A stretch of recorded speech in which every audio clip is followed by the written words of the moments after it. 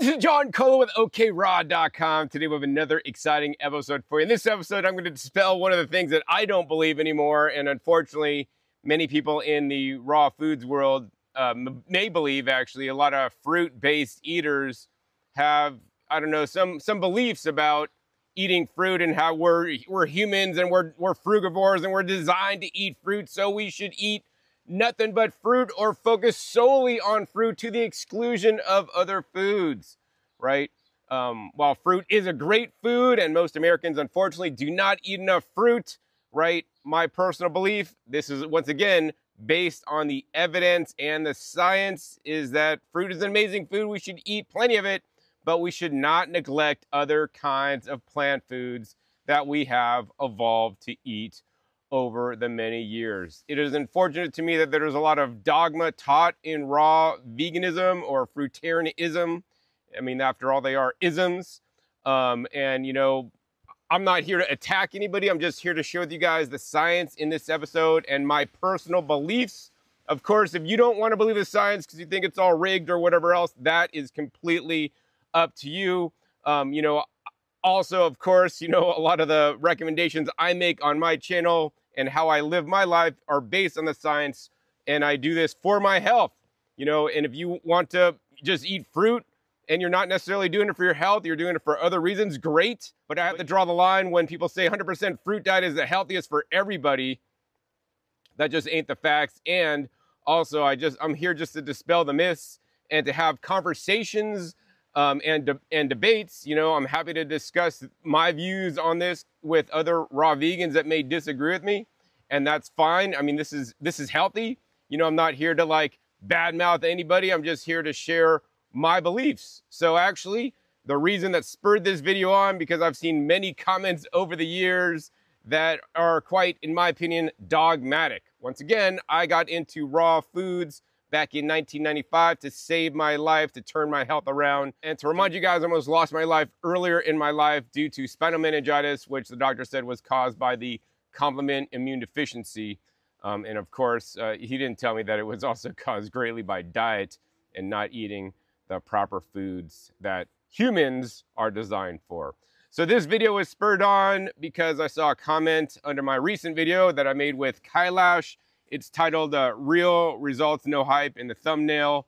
And basically Kailash is sharing what has worked for him and the thousands of people he has taught and coached over the many years. Links down below to that video if you guys haven't seen already. Anyways, there's a comment from HealthGlows.net. And she says, what a bad advice. Vegetables cannot and should not be the staple. I think she meant vegetables. She is not a native English speaker, so we'll give her that. And then she says, fruit-sweet fruit are the human food. I think she meant human food. According to the human anatomy and physiology. I think she meant physiology instead of physiology. This poor man is very much confused and should spread misinformation. So on that last sentence, I'm not exactly sure what she meant. She said, this poor man is very confused and should not spread misinformation, or this poor man is very confused and should continue to spread misinformation because, I don't know, she doesn't like it. I have no idea what that last one means. But anyways, I wanted to dispel the myth that fruit and sweet fruit are human food according to the human anatomy and physiology. That's what we're going to discuss today. And this is going to be, once again, a science-based episode. You guys want to review these published studies yourself to make sure that my interpretation of them are correct. The links are right down below this video. Let's get started. Okay, so the first study we're going to go over today is the evolutionary basis for the human diet, consequences for human health. So my personal belief is that I believe in evolution. I don't believe in creationism. And, you know, whatever you guys believe is up to you. I'm not here to debate that. I'm just here to share with you guys the science on what it says. All right, so the first study we're getting into is entitled Evolutionary Basis for the Human Diet, Consequences for Human Health. And this is from some, you know, researchers that have looked at archaeological data and studies and are very well credentialed in their own field of expertise. And based on what humans have eaten and looking at, you know, their poop and teeth and all these things, remains, they can determine what they believe humans ate, which I tend to believe is accurate. These you know, professors have spent their careers doing this stuff, all right? So let's get into it. So this is going to be a little bit slow going at first because I'm going to just read out specific points out of this published study that I believe to be are very important. Anyways, first start off with fossil evidence shows apes and early human ancestors were fruit eaters living in environments with strongly seasonal climates. I know what the fruit eaters are saying. See, John, look! It says fossil evidence proves that early humans were fruit eaters. All right. Yes, I completely agree that early humans and apes were fruit eaters. Let's continue on.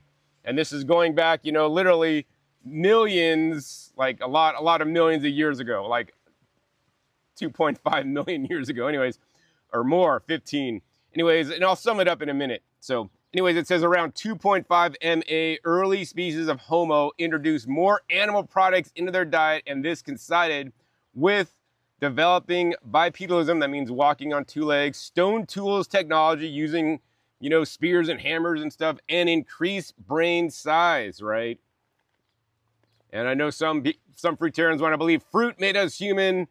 I would tend to believe actually that eating animals and animal products made us human. That being said, you know, I'm not discussing how much animal products we ate. I will kind of get into that in a little bit. Nonetheless, as time gets closer to present day, Homo erectus has increased body size, greater hunting skills, and a diet rich in meat, control of fire, and understanding about cooking food. So all during civilizations, you know, apes and early humans start out as like, oh, I just reach up and pick a fig. Actually, these are figs here, or whatever fruits they had available.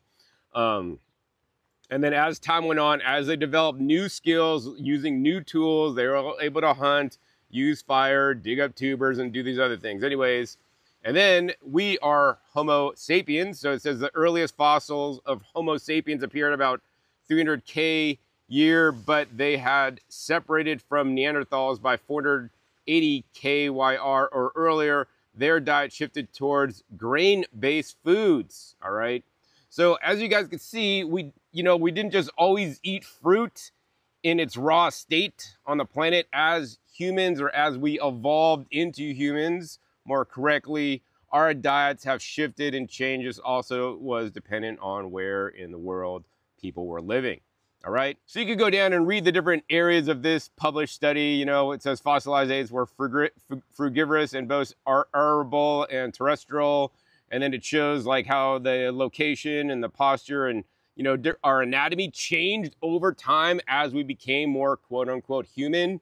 And I'm not going to get into that, but I want to point out some very important points of this study and points in us becoming human. So, you know, another point in time that happened is the Uricase mutation. So I want to read about that because that is important. I'll go over it a little bit more in the future if you don't understand what I'm saying now. The Uricase mutation resulted in more uric acid formation in response to fructose. And this translates into higher blood pressure, a greater increase in liver fat, and increase in glucogenesis, the ability of the mutation to enhance the ability of fructose to generate fat creates a survival advantage that would be greater in temperate habitats in Eurasia, where dry, cold seasons would have been greater and longer. Thus, the Uricase mutation, by amplifying the effects of fructose to increase fat stores, blood pressure, and insulin resistance, may have acted as a thrifty gene, providing survival advantages to fossil apes in seasonal habitats during times of food storage. What are they saying? They're saying that basically we had a mutation in us, and before this mutation, we could just eat all the fruit we want. And I mean, simplified version, of course, is that we basically wouldn't get fat. We wouldn't really store the fruit sugar or fructose as fat on us because we lived in maybe the tropics where we could eat fruit and we wouldn't get fat. That being said, every human today has a Uricase mutation, which means that when you eat fruit in excess or fruit sugar in excess, and this is my whole point, guys, we want to eat enough fruit, but not too much. Each person can handle a different amount of fruit. If you eat too much fruit, then you're going to have too much uric acid. Uric acid also mostly known for eating too much animal products, right? But you could get it by eating too much, especially concentrated fructose and high fructose corn syrup. I would also say in the published studies say juices. And of course, if you overeat fruit and the wrong kinds of fruit, because some fruit has more fructose than others, right? You can accumulate more uric acid, which is not a good thing. And we'll go over why that is in a little bit. However, it says, continuing on in the published study, it says, however, in present human populations, the intake of fructose has increased markedly due to the introduction of refined sugar, sucrose, and the sweetener high fructose corn syrup as a consequence of increased sugar fructose intake, as well as purine-rich foods such as meat. Serum urate is now between 3 and 12 mg/dl, and those with the higher levels are increased risk for developing type 2 diabetes, obesity, fatty liver, and hypertension. So while they are, of course, talking about, highly processed, ultra-processed sweeteners, juice, my personal opinion, made out of fruits, also really increase the fructose over where they would be. And of course, when you're drinking fruit juice without eating the whole fruit and the fiber, or even blending fruits, which disturb the fiber matrix, sugars can be absorbed at different rates inside us. So, and of course, if you're just eating too much fruit and not eating other things, you can also get fructose overload, in my opinion. All right, so yeah, that's a very important distinction when that happened, and we'll discuss this a little bit more. Let's go over to another area that I believe is quite important. And they talked about, how we started actually walking so we could leave the shelter of the forest and come down to the ground and all these things. And, the fossilized records, they share how our tooth change. You could look into this. I'm not going to cover all this because this video would be way too long. But basically, I want to cover this, okay, where we talk about cooking. So, my opinion is that cooking actually made us human. There's a book on this, and at first, when I was hardcore raw vegan, read the book, I'm like, I don't want to believe this. This is BS and all this crap. And it's because I was quite dogmatized into the whole system, and I didn't want to believe anything else. And I know there's a lot of raw vegans that are stuck there. I encourage you guys to just, be open to this information. And also, too, I want to applaud you guys for watching this video, to be open to this. Even if you think I'm full of BS or the science is full of BS, that's all right. Most important thing in life is that we always want to be to open information, and also then use our brains, our supercomputers, more powerful than AI at this point, to make decisions to see what is actually correct and what is not correct. Anyways, let's continue on. It says, secondarily, they could use fire to cook food, which produced many advantages. It made food, and especially meat and seafood, safer to eat. It made all kinds of food easier to eat and digest, adding to the nutritional value of the food. Vegetables became softer and easier to chew, and animal products became denatured and easier to digest, yielding energy more quickly. Chimps and other animals prefer cooked food if it is made available and are better nourished as a result. The immediate effect in human evolution would have been the sudden availability of increased source of energy from the same quantities of food products, and combined with ease of digestion would have allowed the increase in brain size at the expense of the gut. So what are they saying here? They're saying basically when we started cooking foods, right? Like if I cook my Swiss chard, that's a good thing because I'm steaming out the oxalates. But, instead of eating, 10 pieces of Swiss chard, I can now eat 20 or 30 because it kind of condenses it down. It breaks open cell walls. It makes some nutrients and even protein more easily to absorb, basically. So, I mean, this whole notion of cooked foods is bad and the raw foods movement is another thing I disagree with. I will say most cooked foods and the way that modern people heat processed foods are completely terrible, wrong, create toxins, and should not be done. That being said, there are gentle ways of heat processing your food, as I call it, that can be actually quite healthy and, in my opinion, even add to and make a raw vegan-based diet better. Links down below to those videos, all right?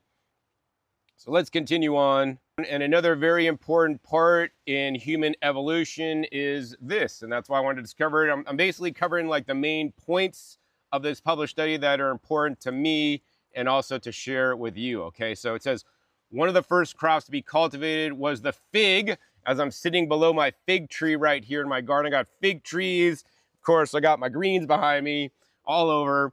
And it says one of the first crops to be cultivated was a fig. So yes, eat some figs, are more ancient foods. And it says followed by wheat and barley. These are grains, of course. They're not GMO, they're not glyphosate, and they probably were very low gluten at the time. And it says the introduction of wheat and barley resulted in an increase in starch intake. Starch requires the enzyme amylase to break down to glucose. It is interesting that during this time, there were some genetic changes in which the amylase gene underwent multiple duplications, thereby resulting in relatively more amylase that would have made the digestion of starch-enriched diets easier. So, I mean, basically what they're saying here is that, you know, for a lot of the history, we didn't need to make amylase because we were eating fruits, which, once again, easier to digest and get those sugars broken down into us because they're basically simple. And then when we started eating more starch products, then our bodies were like, hey, we're eating this starch. How can we convert this into nutrition? And then we had a change, once again, in our genes so that now we would create more amylase in our saliva, and that would help us convert the starch into the sugar. You know, I will not go so far as to say, because of this, we should only eat a starch-based diet. I believe that is incorrect, and I unfortunately believe that many people on a starcharian diet, I won't say that specific, you know, doctor's name or anything like that, are, you know, also missing the point too. I think that starch is a healthy food. We should eat it. It should be part of a balanced diet, but should not overtake other foods such as fruits and vegetables. All right.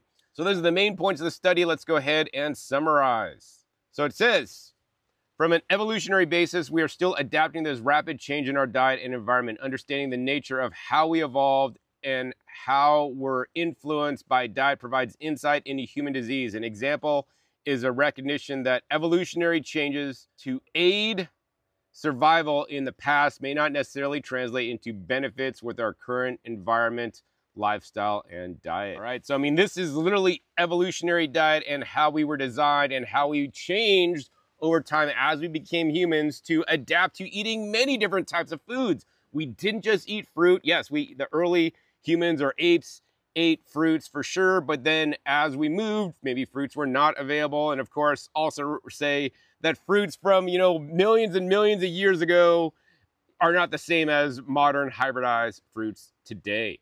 So let's go ahead and summarize the most important points of this published study. All right, so let's go ahead and summarize this study in a format that is more easier to digest for people. So basically the time period was between 25 and 15 million years ago. That's a lot of years. Anyways, we were frugivory. This was our evolutionary stage where forest apes and fruits did make up 79% of our diet, and it was our primary energy source. Leaves and shoots were consumed, especially tender leaves. No legumes and starches, no cooking, and our uricase gene was still active, so we didn't get enhanced fat storage from fructose. Okay, so this is very important.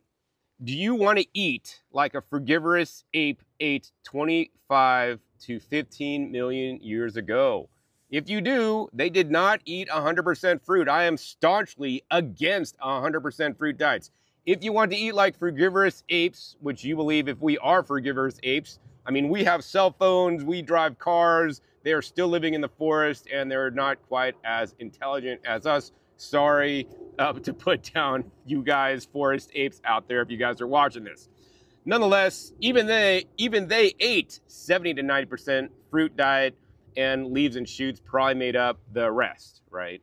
And so at least minimum raw vegans should eat that. They should not eat above 90%, or I would even say 70% fruit. They should eat a balance of fruits and vegetables. That being said, we evolved beyond forest apes, and between 15 to 8 million years ago, right? This is where the Uricase mutation happened.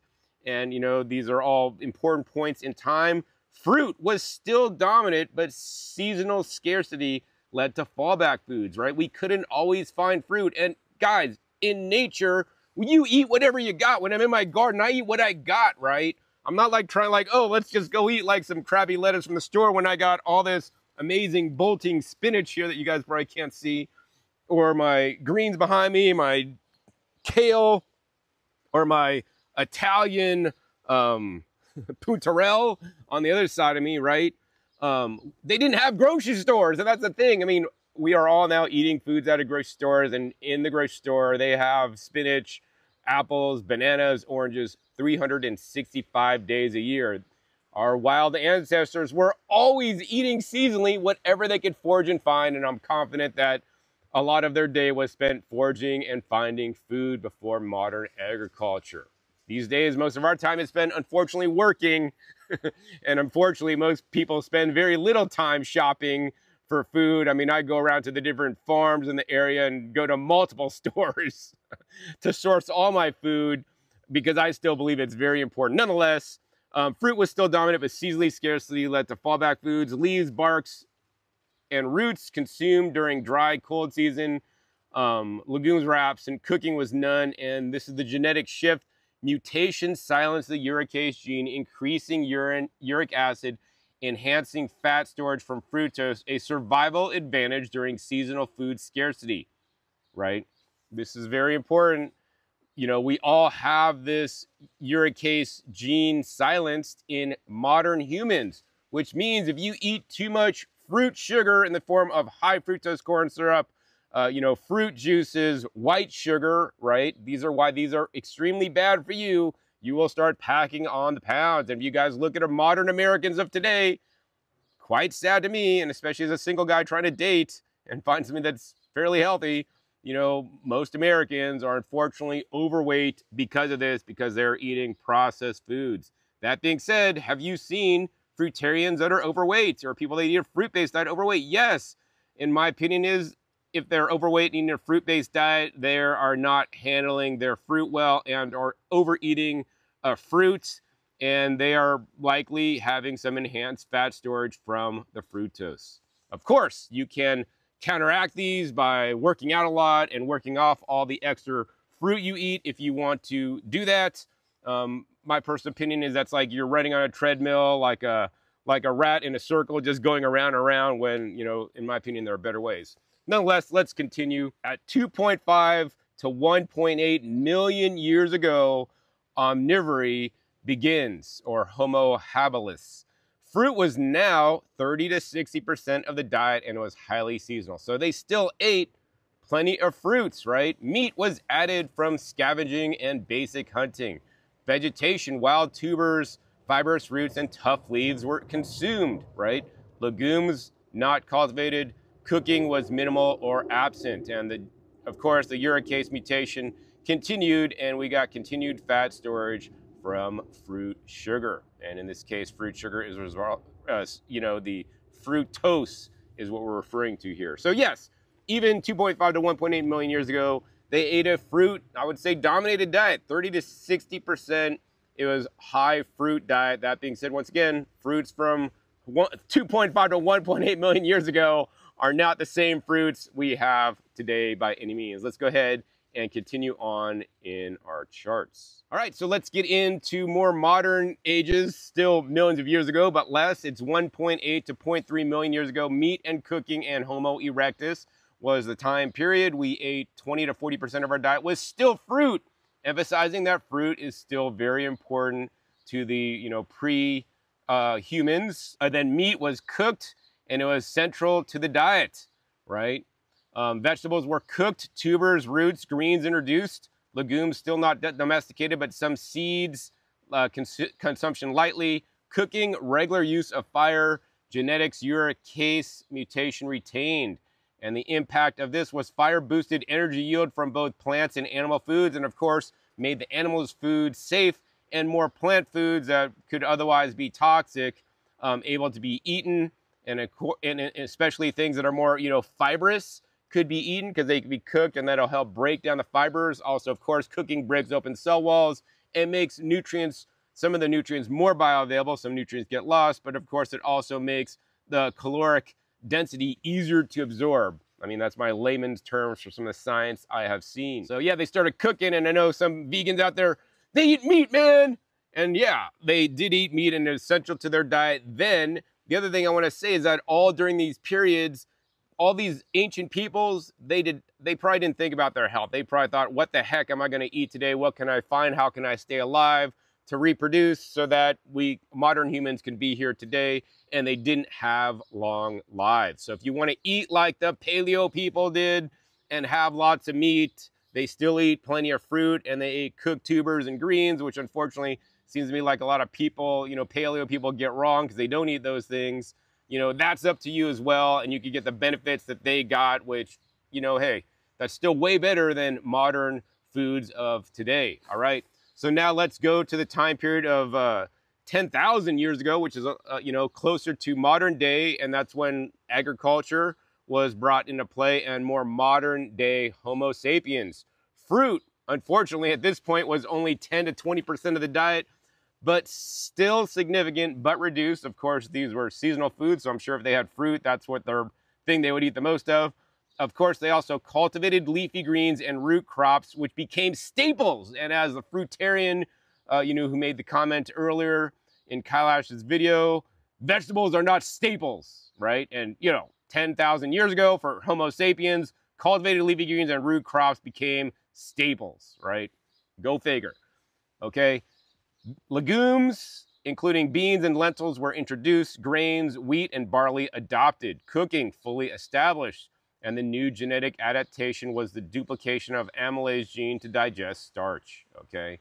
So, I mean, that kind of leads us to modern day humans because we basically got all their genes to digest the starch. Of course, we have the Uricase mutation, so that excess uric acid can turn into fat if you get too much from, you know, processed sugars and whatnot. So then let's come to the present day and the modern diet, or industrialized Homo sapiens, which I'm not a fan of, or the standard American diet, and the diet that is pervaded around the world due to ultra-processed foods that I'm not a fan of. And it says fruit, often less than 10% of the diet in Western populations. You know, most people, unfortunately, do not eat enough fruit and need to eat more. Vegetables are frequently under-consumed. I think potatoes are the #1 consumed vegetable, which is sad because they're usually eaten fried and they're just the standard russet, which are very low nutrition. Legumes are available, but underutilized. Cooking, industrialized, dominated by ultra-processed foods, things like frying, air frying, which I hate the most. Health impact, excess sugar and fat intake interact with uricase mutation, contributing to obesity, diabetes, hypertension, and fatty liver.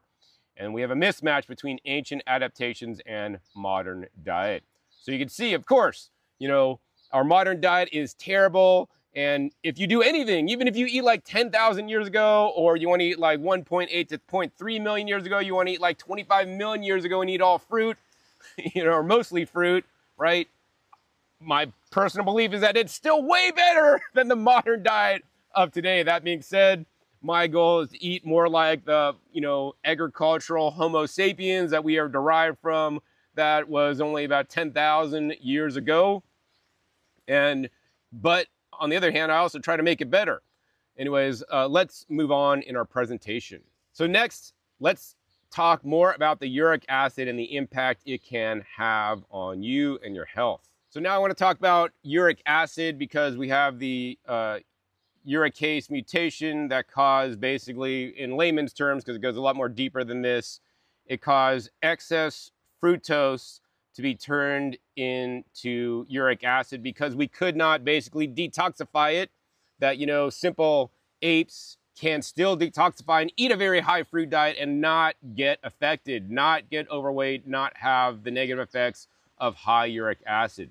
So how can we get high uric acid? Well, if we eat meat and seafood that are high in purines, they break down a uric acid. So you have a high uric acid impact. Fruit and juices, fructose metabolism triggers uric acid production. So if you drink fruit juice, can be high uric acid. I would say if you overconsume fruits, you could have a high uric acid as well. And of course, if you're not picking your fruits correctly, of course, some fruits have less fructose and less sugars. Think, you know, wild blueberries, for example, are more wild fruits that they had millions of years ago, right? Processed sugars or high fructose corn syrup, even worse than fruit due to fast absorption, and that's probably the worst uric acid impact you could get. I don't recommend eating those at all. Vegetables, some have purines, but don't increase uric acid significantly, so you're gonna have a low uric acid impact. And water and fiber-rich plants promote uric acid excretion, and it's beneficial. So, that's why it's very important if you are fruitarian to drink water every day, stay hydrated. Some fruitarians say, I could get all my water from fruits, and that can be very bad because now you're eating more fruits to get your water, and you're also getting more fructose at the same time. So let's go ahead and learn more about uric acid, the good, the bad, and the ugly. All right, so, uric acid, a lot of vegans and people think, oh, it's a bad thing because you got it if you eat too much meat and your uric acid is high. And it's not inherently bad, guys. Like most things in our life and most nutrients, at normal levels, it can serve protective functions. Likewise, we don't want to have too much vitamin D. We don't have too little vitamin D. We want to be right in the sweet spot. I made a video called Sweet Spot, link down below. You guys want to check it out to see what I recommend you guys should eat. We'll summarize at the end. Anyways, uric acid. Uric acid is a powerful antioxidant in the blood, second only to vitamin C. It can neutralize free radicals and protect cells from oxidative stress. Brain protection. Some evidence suggests that uric acid may protect against neurodegenerative diseases like Parkinson's and Alzheimer's, though this is still debated. And metabolic signaling. Uric acid may have helped ancient humans survive famine by promoting fat storage from fructose during seasonal scarcity. And that's the Uricase mutation we just talked about. So we want to have the proper amounts, but not too much, right? So if you eat too much meat, your uric acid is going to be high. One of the reasons you should not be a carnivore amongst many others. Also, of course, that's one of the reasons you should not overeat fruit or drink fruit juice, right? Because your uric acid can get too high, and then you could have harms from it when elevated. So when uric acid rises above normal levels, it becomes a metabolic toxin. So eating fruit can make you toxic in excess, and it is associated with gout, metabolic syndrome, hypertension, cognitive issues, and kidney stones and damage. Yes, how many vegans or raw vegans do you know that had kidney stones? Yes, likely because of maybe eating oxalates, but maybe they were overeating fruit, had too much uric acid, and the uric acid crystallized in the kidneys, and they had kidney stones, right? These are very important points to consider. And once again, I am not here to scare you from eating fruit. Fruit is a healthy food. And, in our society today, everybody wants things simplified. John, is fruit good or fruit bad? Well, like everything in life, too much fruit's bad, too little fruit's bad. Having just the right amount of fruit is excellent, and we should all be doing it. But I'm going to get too much uric acid if I eat fruit. If you want to check this for yourself, eat fruit, see how much fruit you eat, then go get a blood test and check your uric acid to see if it's too high. You can do this every single day. One day you eat 2 bananas, and then you get a test for your uric acid level after a proper time of digestion, and your uric acid is normal. You eat 30 bananas a day and your uric acid is too high. I don't know what's going to happen, but you guys could test if you want. If you eat a normal amount of fruit in a day, you're probably going to be fine, and you're going to have the benefits of the uric acid in proper amounts. We want the uric acid in range, not too high, and of course, not too low either. All right, so if you do want to overeat fruit, not that I recommend it, or drink fruit juice in excess, how can you reduce uric acid naturally, right? Stay hydrated, very important. Hydration promotes kidney filtration and excretion of the uric acid. You want to eat an alkaline diet with fruits and other vegetables, increasing your urine pH, which will help better uric acid solubility. More fiber, very important. Legumes and greens support gut excretion. This is why, it's often said, vegetables balance out the fruits. Limit fructose, especially juice and soda, so we reduce uric acid generation in the first place. Do not pour white sugar into your smoothies. That's the most asinine thing I've seen online in a few years by people that eat raw vegan. You want to, of course, eliminate or moderate animal protein, which will reduce purine load. You want to limit alcohol, especially beer. Hopefully not many raw vegans drink alcohol because alcohol interferes with uric acid excretion. You want to maintain a healthy weight. Obesity impairs uric acid clearance. And then, of course, there are herbs like quercetin, which I actually take for allergies, which is actually, I think, high in parsley, and many other whole plant foods. Vitamin C and cherry extract are shown in studies to lower uric acid, right? One of my favorite things to eat is the tart cherry juice. that I ferment into a probiotic beverage. Link down below to that video. That's how I like to get my tart cherry juice into me, which is actually very low sugar. Of course, this is cherry season as I'm posting this, so go out and buy some organic cherries and get the dark ones. They're a lot healthier and likely also helps lower uric acid as well. All right, so this slide basically sums up, you know, the previous slides and the published study. And, you know, this is my personal opinion, and based, once again, on the evidence of science. Sweet fruit was a survival tool in season, but humans evolved by expanding beyond fruit. We adopted the tubers, meats, grains, and vegetables. That's not confusion, it's evolution. So, you know, I mean, this is what I have to say to fruitarians, people that eat a very high fruit diet. Like humans, we evolved over the time. We didn't just stay at the 25, million years ago point and ate, whatever, 70 to 90% fruit and the rest in vegetables. And of course, if you want to do that, that is up to you.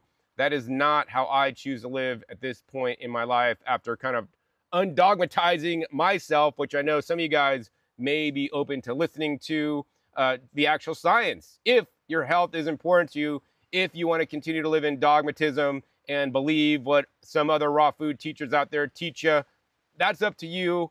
I'm just here to show you guys the science and my personal beliefs. All right, so we learned about modern day humans and how we evolved over time. That being said, another argument that many fruitarians say are that, look at the bonobos. Bonobos and chimpanzees are most close to us in our genes, and we should eat like they eat, right?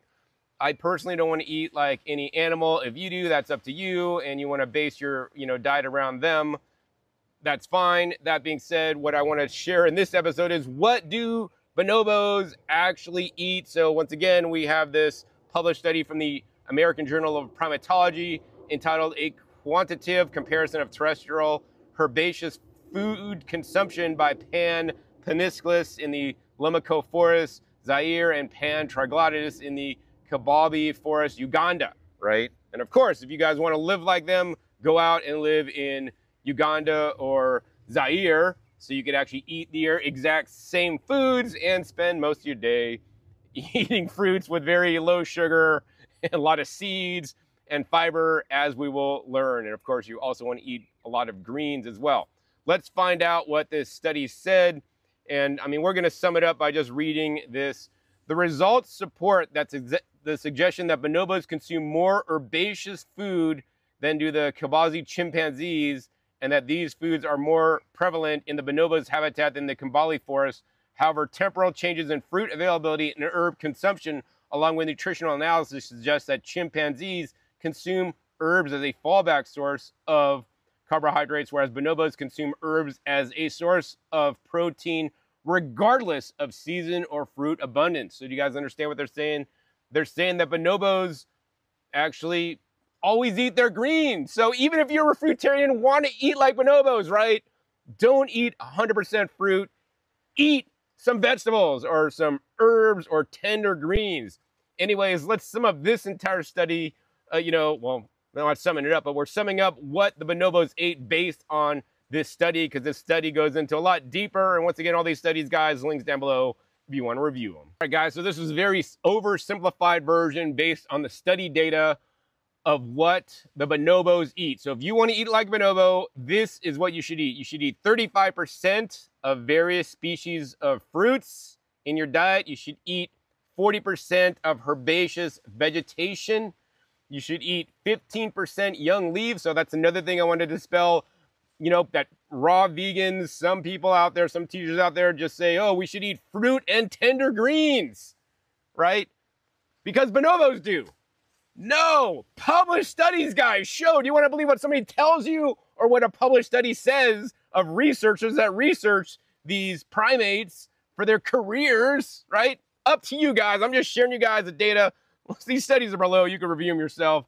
They eat 15% young leaves. They eat 5% other plant parts, including pith and bark, right? They also ate occasional animal protein like ants and other things, 5%, right? So this is what our supposedly closest relatives eat. They eat mostly vegetables, right? And, you know, people are calling Kailash, saying he's crazy for saying that vegetables should be a staple food. I don't know, man. Like, this does not match the science. What Kailash is saying and what I say is that the vegetables should be the base of our pyramid. All kinds of vegetables, right? We should eat a lot of vegetables, right? Don't neglect the fruits. Fruits are still healthy. Even if you want to eat like bonobos, they ate more vegetables, but then they ate second as much fruits. Of course, we are humans, and we also cook our food and could do other things, and we could eat. That makes availability of a wider access of foods available. Nonetheless, let's go on to this next slide that talk about modern versus fruits that like the bonobos and other primates would actually eat. So this table, guys, shows a radar graph of comparing bonobo wild food, right, that they would find out in the forest compared to a human ancestral diet and a modern domesticated diet, you know, eating modern fruits, right? So you can see a bonobo wild food diet and a human ancestral diet had a lot more fiber, whereas modern fruits have less fiber. Modern fruits are bred for mostly shippability these days, so they could be picked early, gassed to ripen in the case of bananas, and have less fiber, right? Think about it. Old school bananas have seeds. That's a lot of fiber. They have very little seed to flesh ratio, as do most you know, common bananas that have mostly flesh, right? Anyways, so modern fruits have less fiber. In addition, seed to flesh ratio, they discussed this, right? Bonobo wild food has the highest seed to flesh ratio. If you want to have like a nice wild food pretty much native to the US, look up pawpaws. They are seedy as heck.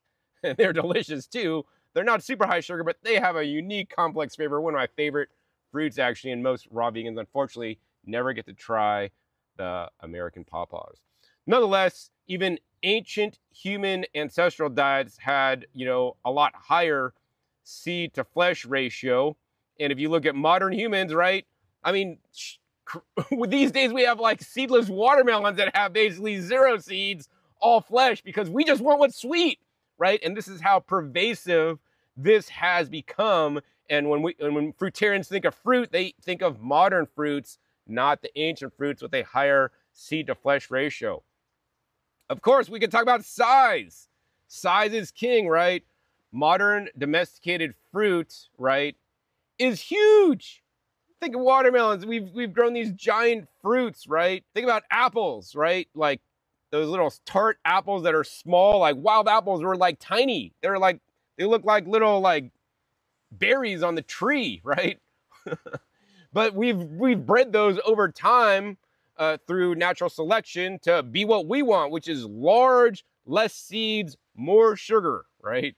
And so, you know, the ancient human diet had fruits that were smaller than today, but even the bonobo wild fruits are even smaller than that, right? Once again, they could spend all day in a tree picking a million little berries to eat, right? We can't. We just want to eat one big fruit and be done with it, right?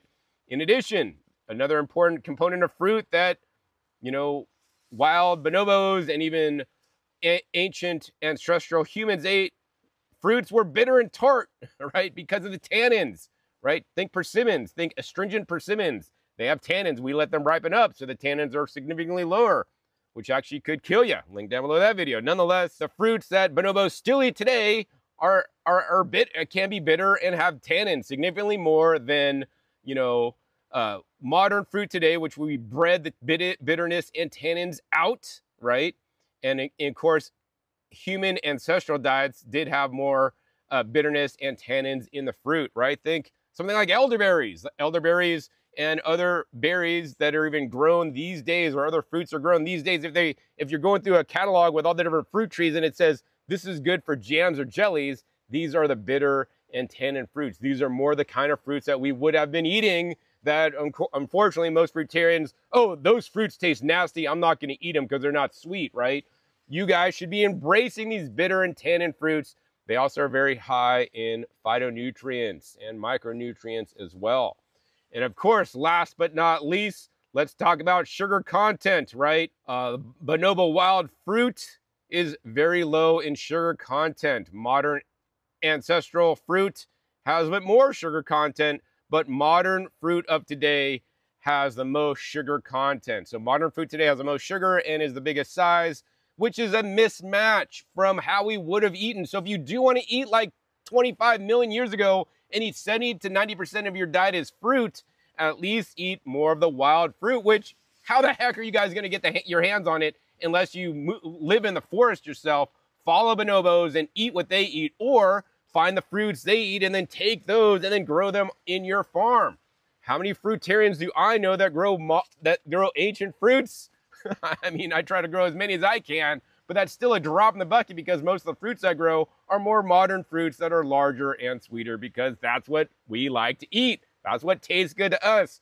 So, you know, I really just want to paint a picture to you guys on how I think. Maybe you'll think this is all BS. I don't really care. This is what the truth is, in my opinion.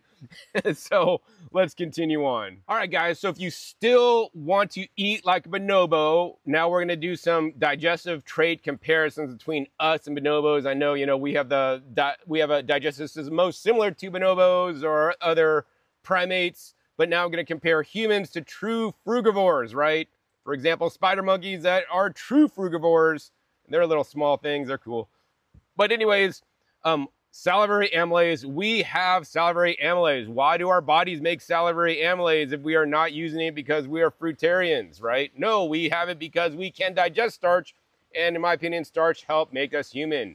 Meanwhile, true frugivorous creatures have absent or minimal salivary amylase. In addition, stomach acidity is between 1.5 to 2. For humans, we have a very acid stomach. This helps like inactivate and kill bad bacteria and pathogens and things. And true frugivores have a higher pH, less acidic. Humans also have a very small colon size, whereas true frugivores have a larger colon size for fermenting fibrous fruit. Our small intestine length is long for absorption, whereas true frugivores have a shorter relative to body size. And of course, in vitamin C, we lost our vitamin C synthesis, like dogs, for example, that can make their own vitamin C. And of course, true frugivores also lost, and they eat fruits for vitamin C as well. So, you know, some of you guys may want to believe this chart. Some of you guys may not want to, and that's fine. Because on this next chart, these are the published studies where that information is taken from. So you can review it for yourself. If you don't believe what I'm telling you, I'm not just like making up stuff like some raw vegans stand in front of the stage, make YouTube presentations, and let's just say all these things that sound really good because they make it sound really good, right? And then you believe it, but they don't back up their claims with any hard science. I'm backing up my claims with all the hard science here. If you guys want to look it up to, you know, show that like this is the truth, guys. So let's continue on to the final slides of this presentation where I will sum it up. All right, guys, so I know up to this point, I may have confused some of you on some points because, John, long time ago, man, some ancient humans ate lots of meat. So should that mean we should eat lots of meat too? So here's the thing, guys. Do you want to eat like our ancient ancestors being monkeys, ancient humans, or, you know, Neanderthals or whatever, how they ate? And get what they got, which was actually they mostly died early due to disease and other things, right? And if you guys do, you could eat like bonobos. You could eat like paleo or do your version of paleo, which is probably not enough fiber and not enough plants, and get the results they want, which is a shortened life. But while you're living, you're going to live a heck of a lot healthier than people eat a standard industrial, ultra-processed food diet, right? That being said, I'm not interested in eating any of those ways myself.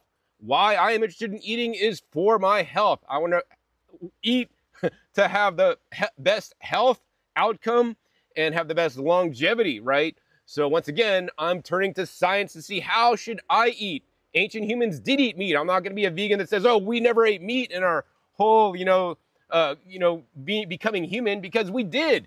And at some points, meat was maybe even most of our diet like a carnivore when we could only hunt animals and no fruits were in season. But should we eat like that every day? I would say absolutely not, right? So now we can turn to science and look up studies to see how have people eaten to get the longest life, the most disease prevention. And we have studies for that. And in general, this is what I'll tell you guys, the modern diet that is most protective, that is most often referenced, is the Mediterranean style diet, right? Yes, they eat some animal products. It's very low, but they eat plenty of other whole plant foods. This is the diet that I recommend to you guys. And we're going to go ahead and talk about this study, Association of Healthful Plant-Based Diet Adherence with Risk of Mortality and Major Chronic Diseases Among Adults in the UK. Once again, these studies are linked down below. And we're going to just read two parts of this to sum it up. Basically, the conclusion and relevance. The findings of this cohort study of middle-aged UK adults suggest that a diet characterized by high-quality plant-based foods and a lower intake of animal products may be beneficial for health, irrespective of established chronic disease risk factors and genetic predisposition. So basically what they're saying there is if you eat predominantly high-quality plant-based foods and lower intakes of animal foods, no matter your genes or your current chronic disease risk factors, right? Oh, my dad had high blood pressure, you will be healthier, right? So let's go ahead and go down to the summary. So the conclusion of this study is the findings of this cohort study of 126,394 middle-aged adults from the UK suggest that a healthful plant-based diet was associated with lower risk of cardiovascular disease, cancer, and total mortality. On the contrary, a plant-based dietary pattern characterized by higher intakes of sugary drinks, snacks, and desserts, refined grains, potatoes, and fruit juices was associated with higher risk. Our results support a shift towards food intake that emphasizes healthy plant foods to improve health and provide data to support a healthful plant-based diet for cardiovascular disease prevention, irrespective of genetic disease risk.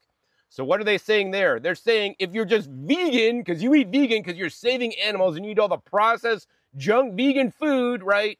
You're going to have higher risk. And if you want to do that, that is up to you. I'm glad you guys are saving animals for those of you guys that are vegan out there, but you guys are wrecking your health and putting your personal health at risk, and you are hurting your animal, because we are, in fact, animals, my personal belief as well. So I would encourage everybody out there to eat a whole food, plant-based, minimally processed, minimally heated diet, rich in vegetables, fruits, legumes, beans, grains, that's balanced for you. Of course, right? We talked about in this published study that you want to minimize or reduce the amount of animal products. Certain animal products like red meats have been shown to not be super healthy, especially processed meat products are the worst, like, you know, whatever those, like, ultra-processed meat products are definitely the worst for your health. If you did want to eat small amounts of animal products, I would say 5% would be a good target to shoot for, because at 5% animal products that are healthy, minimally processed, and then eating the rest of your diet plants, you could actually be healthy. So I'm not going to be a vegan, say you got to be all vegan. You know, some animal foods can provide significant amounts of nutrition. That being said, I personally don't want to harm other animals to be able to live. And there are ways you could eat, of course, all plant-based and still be healthy if you are smart about it, okay? That being said, for those of you guys that want to eat animal products, I would say to you guys, don't buy pre-prepared animal products, right? Raise your animals yourselves and slit their throats so that you are familiar with the process. I personally would not be able to kill an animal in order to eat it. I just couldn't do that to one of my friends, one of my pets. Of course, you know, also for those of you guys that eat plants, I encourage you guys to grow a garden so you guys know the process. I mean, I think that's the biggest travesty of modern day food, is all these foods are created in big factories and warehouses, and we don't know how the food is processed, what they're doing to it, what's added to it, what's added to the soil, the pesticides, and all these things. We need to take control back of our health by, you know, eating more real foods that we prepare at home ourselves with our own two hands. 99% of everything I eat, I make myself. I harvest my kale, I make kale chips, right? I make my own fresh, mostly vegetable juices, right? These things are super critical for our health, you know, to stop buying the processed, prepared, even raw foods, guys. All right, so let's go ahead and sum up my beliefs in this last slide. All right, so this is the final summary, and this summary is basically taking from my recent video, linked down below, is the sweet spot for your diet. It's basically titled something like, you know, I've modified my raw vegan diet, and it's not what it used to be. This is what I eat now, and this is what I recommend for people out there. You know, it's definitely more conservative, you know, because I care about your guys' health. I'm not gonna like just try to like push you into some extreme diet. Extreme diets can cause problems, and when you're more moderated, right, and you have a more diverse diet, you are more set up for success. Okay, so to thrive and not just survive, your diet should hit the sweet spots across all categories.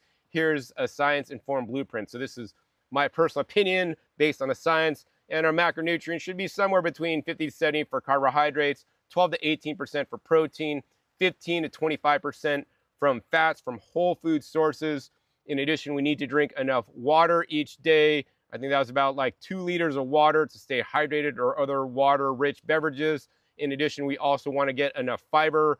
I think it was around 60 to 100 grams of fiber a day, which those are, yes, also macronutrients, unfortunately not often talked about.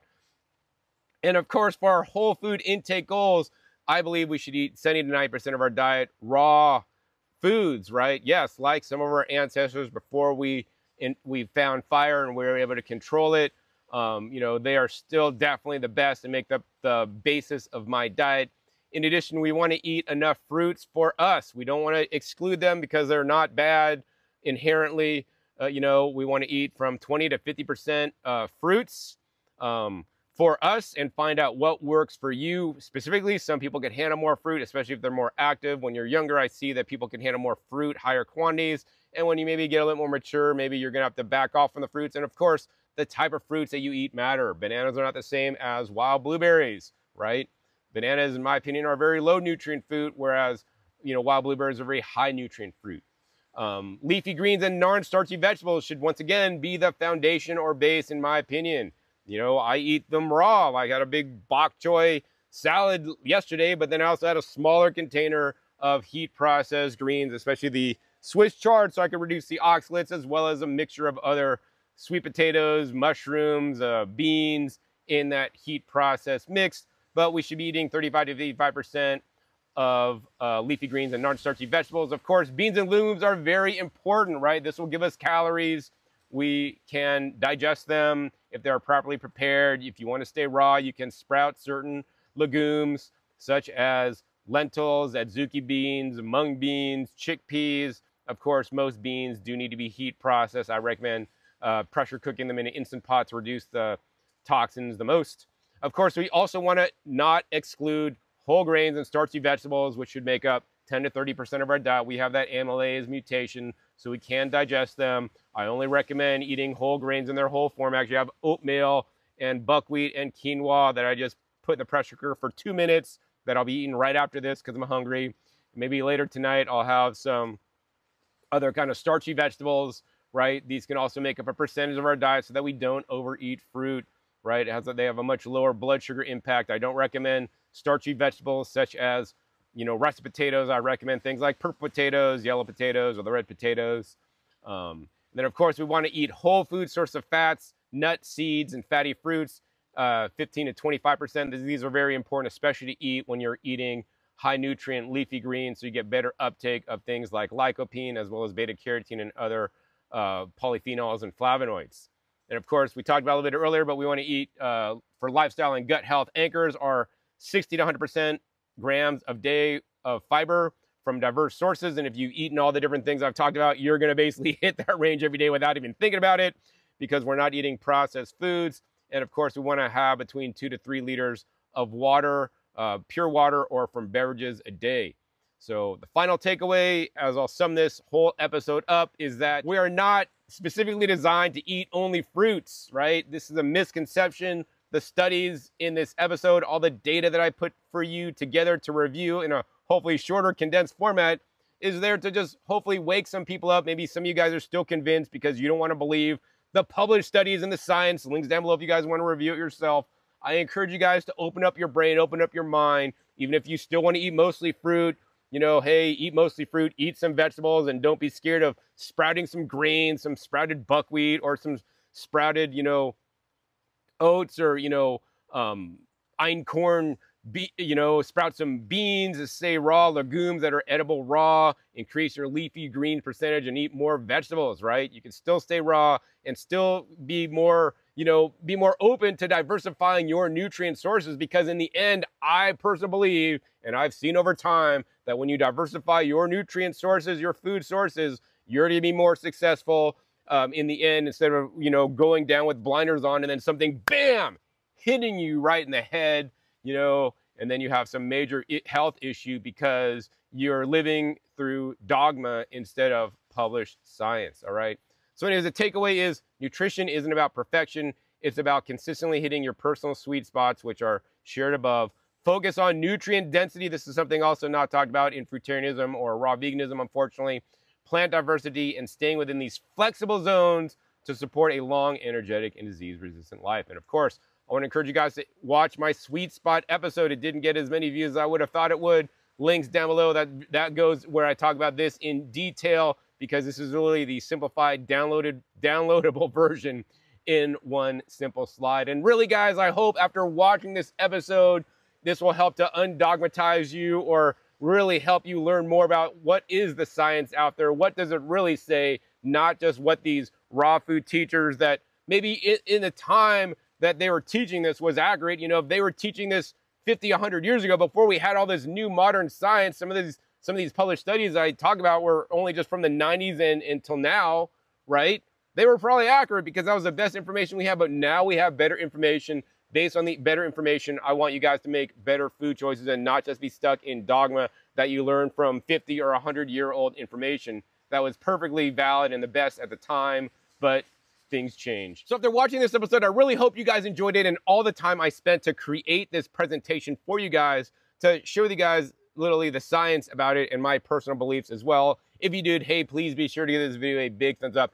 And more importantly, guys, hey, please be sure to share this around in raw vegan communities on Facebook, on Instagram, or people that eat a lot of fruit, so that they can learn the truth about eating this way. It may actually help save their life and increase their lifespan and decrease their disease risk in the future. Also, be sure to click that subscribe button right down below so you don't miss my new and upcoming episodes that are coming in every 5 to 7 days. You don't know what you'll be learning. I'm a very divergent thinker, guys, and I own that proudly, man, because I think a lot different than most raw vegans that just unfortunately still repeat the dogma that they learned many years ago, right? Make sure you click the little bell to get notified as many videos come out, so you have the most up-to-date information and the knowledge that I want to share with you guys to hopefully help you get your health on track and be in a better state of health because of my videos, which I'm so grateful to have a second chance at life, be here today to do.